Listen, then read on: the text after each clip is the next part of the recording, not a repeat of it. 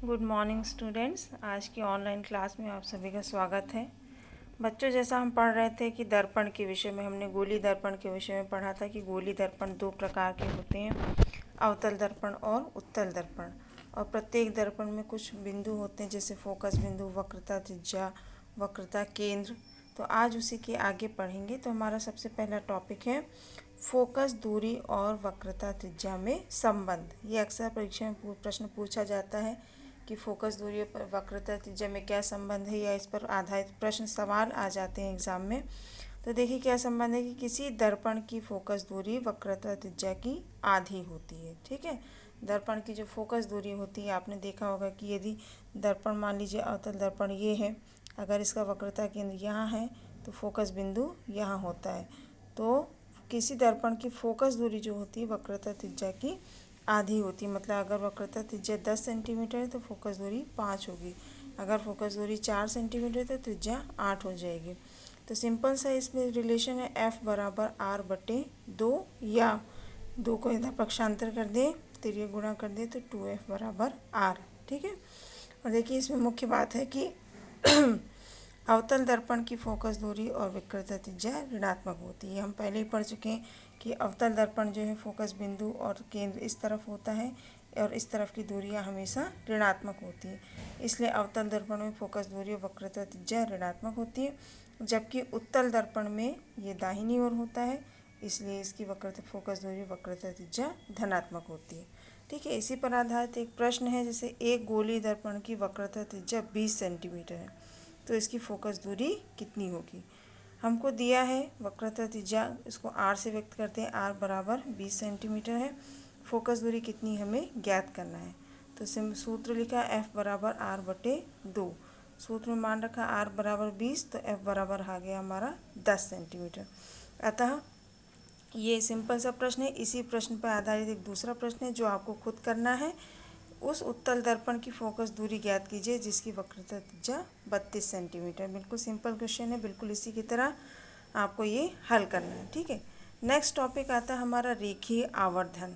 आवर्धन का मतलब होता है कि जैसे हम किसी दर्पण के सामने कोई वस्तु रखते हैं तो उससे बनने वाला प्रतिबिंब जो है वस्तु से कितना बड़ा बनता है या कितना छोटा बनता है, उसी को कहते हैं रेखीय आवर्धन। देखिए, किसी दर्पण या लेंस में प्रतिबिंब की ऊंचाई और वस्तु की ऊंचाई के अनुपात को रेखीय आवर्धन कहते हैं। इसे m से व्यक्त करते हैं। ठीक है, सिंपल सा है।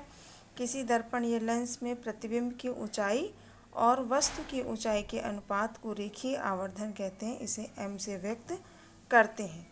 तो m बराबर हो जाएगा प्रतिबिंब की ऊंचाई बटे वस्तु की ऊंचाई। प्रतिबिंब की ऊंचाई को h डैश से व्यक्त किया और वस्तु की ऊंचाई को h, तो h डैश बटे h। यदि प्रतिबिंब और वस्तु की ऊंचाई न देकर प्रश्न में दूरी दी हो तो भी हम उसका आवर्धन ज्ञात कर सकते हैं। तो m बराबर हो जाएगा प्रतिबिंब की दूरी बटे वस्तु की दूरी। अंतर इतना है कि इसमें ऋण चिन्ह भी लग जाएगा, ऋण v बटे u। ठीक है, अब देखिए इसमें इम्पॉर्टेंट बात है कि यदि रेखीय आवर्धन का मान धनात्मक आता है, तो ये ऋण चिन्ह रखने के साथ साथ इसका मान धनात्मक आता है तो प्रतिबिंब आभासी तथा सीधा बनता है, और ये होता है उत्तल दर्पण में। इसी तरह यदि रेखीय आवर्धन का मान ऋणात्मक आता है तो प्रतिबिंब वास्तविक और उल्टा बनता है, जैसे कि अवतल दर्पण में। ठीक है, और एक चीज़ और ध्यान देना कि ये माइनस जो है सूत्र में पहले से ही है। तो जैसे कि अवतल दर्पण में वस्तु और प्रतिबिंब दोनों की दूरी ऋणात्मक होती है, तो हमें इसमें अलग से ऋण रखना है, इसमें अलग से ऋण रखना है। ठीक, तो जैसे कि देखिए इसी पर आधारित है एक क्वेश्चन कि किसी अवतल दर्पण से वस्तु तथा प्रतिबिंब की दूरी क्रमशः 10 सेंटीमीटर और 30 सेंटीमीटर है। इसका रेखीय आवर्धन ज्ञात कीजिए और प्रतिबिंब की प्रकृति बताइए। ठीक है, अवतल दर्पण दिया हुआ है, वस्तु और प्रतिबिंब की दूरी क्रमशः मतलब क्रम से वस्तु की दूरी 10 है और प्रतिबिंब की दूरी 30 है। तो इसका रेखीय आवर्धन ज्ञात करना है। प्रतिबिंब की प्रकृति मतलब प्रतिबिंब कैसा बनता है, छोटा बनता है, बड़ा बनता है, वास्तविक बनता है, आभासी बनता है, ये बताना है। ठीक है, तो हमको दिया है u बराबर 10 था क्योंकि अवतल दर्पण है और वस्तु की दूरी ऋणात्मक होती है तो -10 लिया। v बराबर 30 था क्योंकि अवतल दर्पण में प्रतिबिंब भी ऋणात्मक होता है तो -30। सूत्र होता है -v/u। तो माइनस 30/-10 माइनस से माइनस कट गया तो आंसर आया -3 सेंटीमीटर।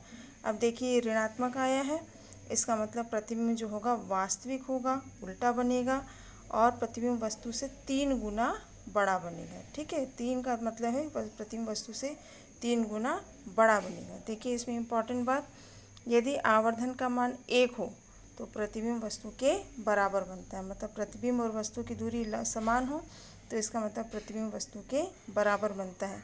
और यदि m का मान 1 से कम हो तो प्रतिबिंब वस्तु से छोटा बनता है। हमेशा उत्तल दर्पण में हमेशा m का मान 1 से कम होता है, इसलिए उसमें दर्पण प्रतिबिंब जो है वस्तु से छोटा बनता है। और यदि m का मान 1 से अधिक हो तो प्रतिबिंब वस्तु से बड़ा बनता है। ठीक है, जैसे कि एग्जाम्पल में देखा आपने m का मान 1 से ज़्यादा मतलब 3 था। अब ये प्लस माइनस इसमें नहीं देखना है कि -3 है तो 1 से कम है, केवल संख्या देखनी है। 1 से बड़ी है तो मतलब प्रतिबिंब वस्तु से बड़ा है। माइनस चिन्ह केवल ये बताता है कि प्रतिबिंब आभासी और वास्तविक और उल्टा बनेगा। प्लस चिन्ह ये दिखाएगा कि आभासी और बड़ा बनता है। ठीक है।